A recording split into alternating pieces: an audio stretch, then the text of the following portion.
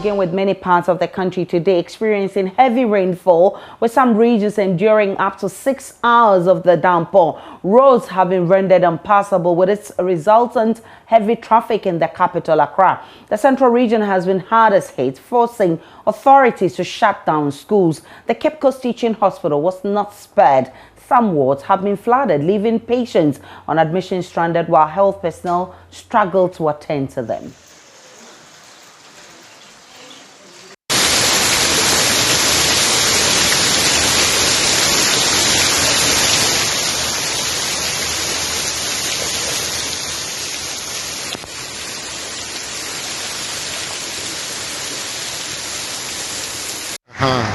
Look at Abra Stadium Junction.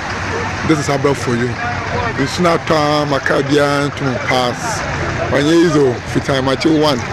It's not Abra for Junction. It's Abufuma local Stadium Junction. Baby, you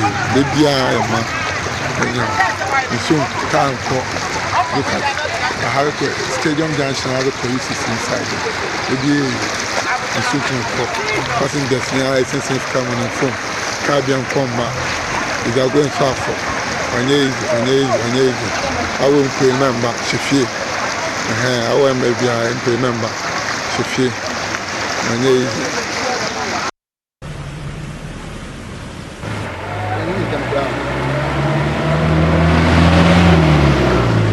It's been about 8 hours of downpour in Cape Coast and part of the central region, and it has had a devastating effect. Many homes are flooded, our streets are flooded. School children were not permitted to go to school because the school authorities said that they feared that something untoward may happen, and so they all issued statements to the effect that the students should not go to school. On the streets, many roads had to be diverted because some of them got heavily flooded and they didn't want to risk it. NADMO authorities and city authorities have been in the rain looking at the possible causes of the flooding situation here. As you can see where I'm standing, the place is heavily flooded, and so people have had to pump their waters from their rooms.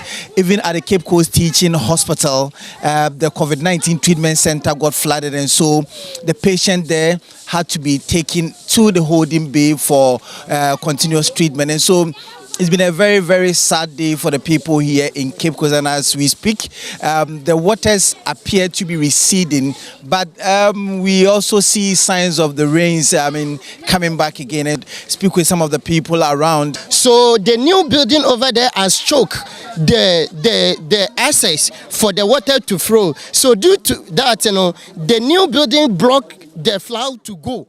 So due to that, the water have to pump into the individuals' houses. That has caused a very harm to us. And one of my landlord and my sisters, the television, the bed, certificate, everything spoiled.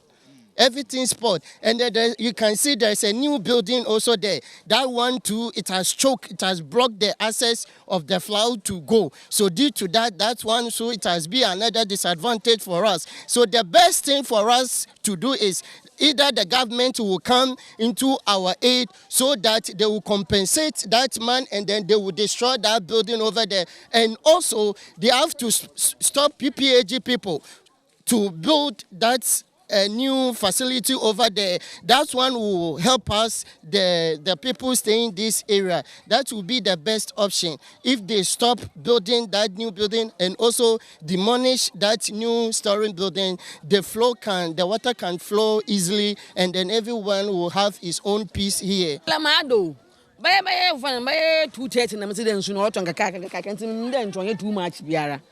All of us said push me there bomba. No suna bedemu ho nti so wa se obia nyina ye areas wa se bia nyama obia nyama se we area ha hwenhwala nkofo wasesaw hwenkofo ala mu demu ho sa me nko ba ya iro ho papa ye ogine hoi ni demu obia la nti so no mama no papa because this ya ya mompor brother ya go nso easy wa se nyama nyina la nti Flood all over. I think it was around 10 o'clock when the water started, midnight, 10. That's when the rain started. We thought it was going to subside throughout the night. Also, around 4 o'clock when I wake up, then I met this surprise. Yes. So it's flood all over. Is it something that it has happened before? Yes. 2009, it happened. Similar thing happened, and I was one of the victims. About 150 feet of wall. My wall broke that time. At that time, too, the development was not as it is today. Today we have gutters, we have roads. And so, but the problem has to do with encroachment on the waterways. Encroachment, because this place is actually earmarked for a gutter. But if you go closer, you will see that it's been encroached by one developer whom we don't know. Yeah. So that is actually the main cause of the problem. People supposed to work. People who are paid by the taxpayers' money supposed to work. They should be found on the field working, not sitting in office. So you can have whatever degree, but you should be seen on the field working. Come to the area, assess the problems there, and then offer solutions. Not sitting in your office and writing English, but come to the field and solve the problem. Yes, the landowner has a say, but in having a say, the nation also has a say in making sure that things are done and are done right. It's not what we think, that it's my land, so I can sell, even where it is road and people are selling. That is the issue here. The issue here has to do with the landowner selling every area, every space that you find, you want to sell. Every space that you want to find, you want to sell. And so you have sold all, including the waterways. Welcome, sir. My name is Dankwa Smith Joseph. The only thing that can help us, not here only, but the whole Ghana, what we have to make sure that where there is a waterlogged place, they don't sell the land to people. We should think for the future, not right now. There are some people, land owners, they just because of what they will get to solve their problem just right now, they sell the land to people, and it will create problem for the next future people. So we have to make sure that if a place is known to be where water or flood area, we don't sell that land to people. Because if you look at around, there are so many places people have started building their houses, of which they know that that place is a flooded area. And it causes such problems for us. It would actually work. Yeah, you see, when it comes to demolition, you see, all powers is invested in the building inspector. Building inspectorate to ensure that this thing is removed. I cannot go there and remove it. If I dare do, some charges will be preferred against me. When I go to court, the judge will ask me, are you the building inspector? I will say no. Why do you go and remove it? And so it beholds on when the contractor encountered this problem, the contractor has to report to the building inspector. Then the building inspector takes all the powers invested in him by the local government to enable him to demolish those things. So that The Ghana National Fire Service had to break into homes, create access in order to rescue them. ACF01 John Amalai Amate is the regional director of the Ghana National Fire Service. They could not have access. So we needed to break through some of the buildings to allow the waters to gush out from some homes. Some we needed to break walls to allow water flow out of the houses into some drainage. And then one other thing we had to do was to rescue family members from trapped rooms and use rescue lines to transport them from their places of abode to places of safety. That is what we have been doing. And in some other aspects, we needed to be priming water from stagnant areas. And it was terrible. It's terrible. The extent, the magnitude of the flooding this year, is far more than what we have experienced. And even where we didn't know to be flooding, this time around, to our amazement, we saw that we're getting flooded. Obviously, you can see from where we are talking about that it is because we have built along waterways, and we have also built in places where we are not supposed to. I think that we need to ensure that we get permits from appropriate authorities before we put up our buildings, and we shouldn't think that when I get the land or my site at a flood area, once I have my finances and I think I can develop that particular place and build, thinking that nothing will happen, we lie to ourselves, because the time will test us, and the time is the rainy season, and when it comes like this, it will not be good for us. It's really terrible. The water level was as low from our stomach, and we didn't even know how safety it was for us to get to the appropriate place where we could even break for the water to gush out. Now, let's bring in a Central Region correspondent, Richard Kwejonyako, who is our man in the Central Region monitoring for us. What's the current situation, Kwejo, on the situation, including the Cape Coast Teaching Hospital that had its fair share of the rainwater? They have been working fervently to ensure that they put the place back in order. Currently, it's a sunny day, but the day did not start as a sunny day. Just around 11 a.m. We started, the rain started receding, and so things are getting back to normal. But people are counting their losses because it's had an inestimable damage to properties of residents here. If you look at the COVID-19 treatment center at the Cape Coast Teaching Hospital and other facilities within that particular space, a lot of havoc were caused there, and so they had to relocate the patients that were at the treatment center to the holding bay for them to continue treating them. And so it's been really a sad day for the people. The people have built along water courses. So if you see, some people have started aggressive development at the areas such as Abra, at the Saddle, Paidu, and the University of Cape Coast, where when there is flooding every year, the roundabout there, so they had to actually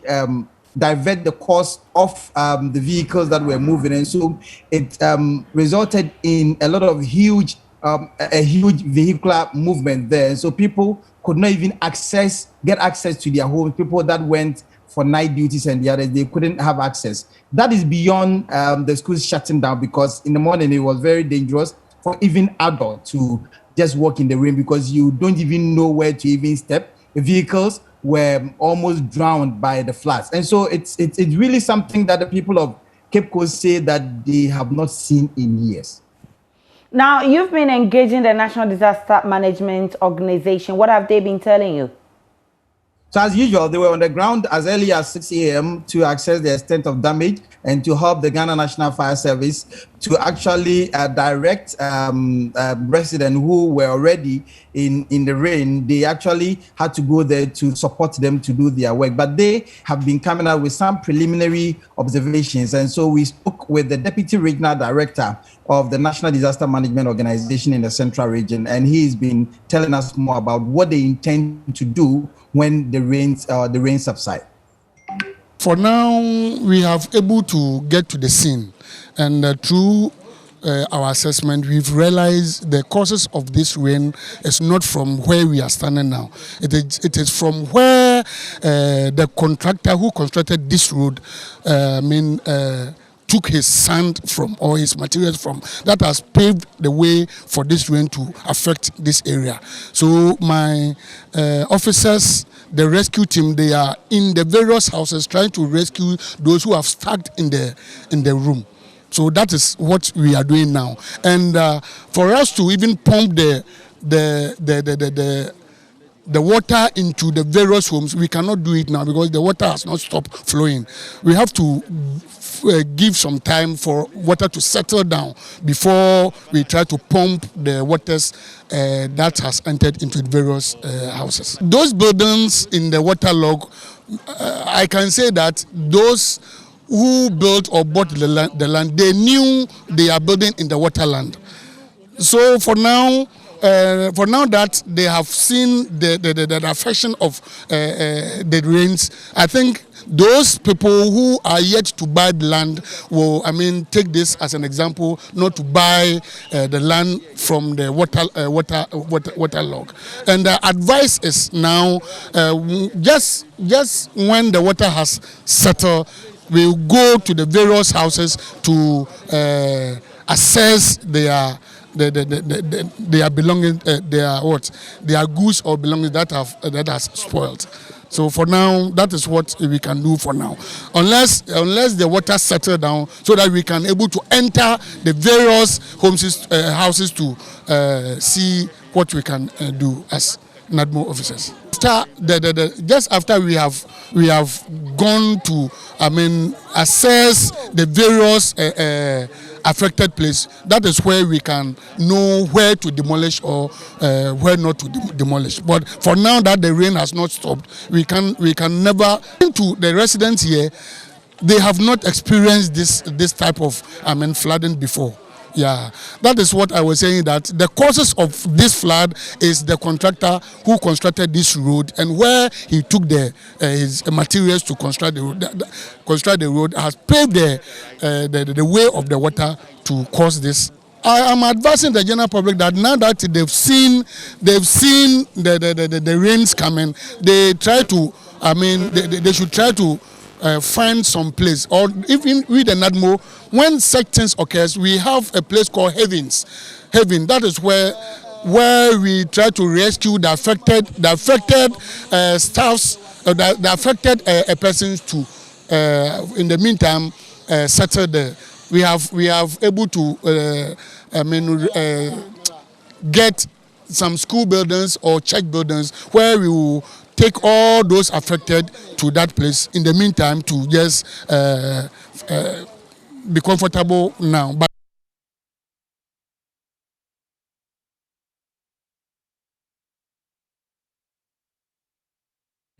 of the NADMO, the National Disaster Management Organization in the Central Region, Kwamponsa, telling residents what would be done after the floods recede. And so for now, that is what they are able to say, even though usually when it happens like that, that is what they come to say, that people that have built along water courses, along the waterways would be dealt with, they would demolish A, B, C, D. But when finally the sunshine is here, they see nothing. And so that's what is happening. So how are the residents coping, Kujonyako?